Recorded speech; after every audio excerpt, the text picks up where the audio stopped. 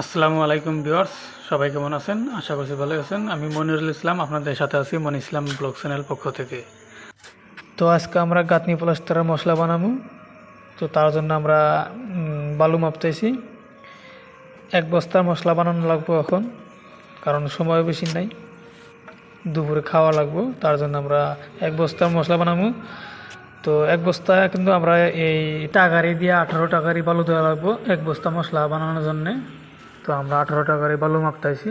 বালু মাপার পরে ভালো করে সিমেন্ট দিয়ে মিলান লাগবো। আঙ্গ বালু মাপা শেষ হইলো, এখন সিমেন্ট দেবো। সিমেন্ট দেওয়া বালুটা ভালো করে মিক্স করে নেওয়া লাগবো, কারণ ভালো করে মিক্স না করলে কিন্তু মশলাটা অত ভালো হবো না। তার জন্য আমরা ভালো করে বালুর লগে সিমেন্টটা ভালো করে মিক্স করে দেবো। এখন আমরা বালুর লগে সিমেন্টটা ভালোভাবে অ্যাডজাস্ট করার জন্য মিক্স করতেছি।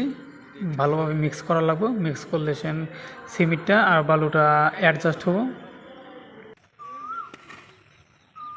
হ্যাঁ, তোমরা যে কাম করো তোমাকে ঠিকাদারে হাজিরা কত করে দেয়? কি হাজিরা? মিস্ত্রি হাজিরা না লেবার হাজিরা? যোগালি হাজিরা, মিস্ত্রি হাজিরা?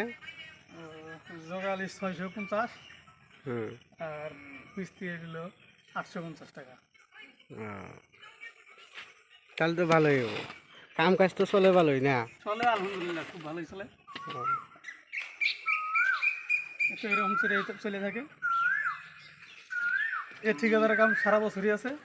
ঠিকাদারে ক্যাট ক্যাট করে কিরকম? না, ঠিকাদার ভালো আছে, কোনো কথা নাই, বা কোনো গান নাই। এই যে ভিডিও সিডিও যে বানাও, কিছু কয় না? ঠিকাদার খুব ভালো পায়, ঠিকাদার দেখে, ভিডিও দেখে। ঠিকাদারের মনটা খুশি থাকে না?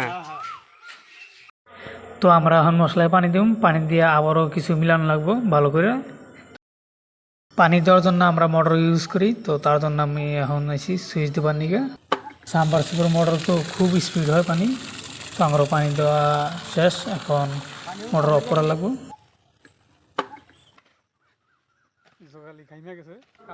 মিস্ত্রি ভাই দুটা খুবই ভালো।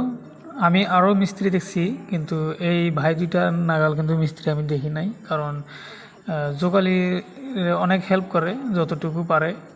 মাঝে মাঝে যোগালিরা অনেক চান্স দেয় কাম শেখার জন্য, যাতে খুব কম সময়ে কামরা শিখতে পারে। কারণ যোগালি কতদিন আর যোগালি করবে, এটা ওরা ভাবে। তো আঙ্গ মশলা বানানো প্রায় কমপ্লিট। তো ভিউয়ার্স, আজকে পর্যন্ত ভিডিওটা এখানে শেষ দিচ্ছি। দেখা হবে আরও কোনো নতুন ভিডিওতে। তো সম্পূর্ণ ভিডিওটা দেখার জন্য ধন্যবাদ। আসসালামু আলাইকুম।